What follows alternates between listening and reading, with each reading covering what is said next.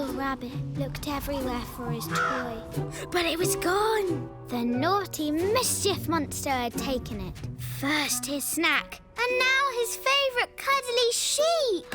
He heard a noise behind the door. Is that you, Sheepy? He slowly opened the door. Was it, Sheepy? It was. A flappy bat! That was scary. It's supposed to be scary. It's Spooky Saturday. Your turn to try and give me the Collywobbles. Okay. There once was a beast and a ghost with a spooky scream. It was the beast's birthday, and the ghost said, "Happy birthday."